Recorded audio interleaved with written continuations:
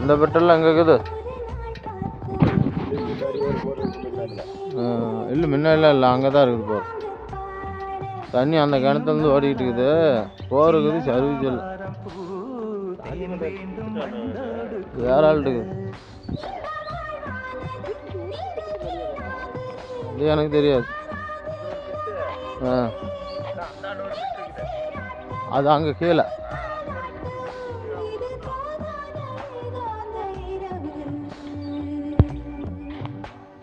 கோழி ரெண்டும் முடிச்சிருக்கு, ரெண்டும் கூடாம தனிச்சிருக்கு.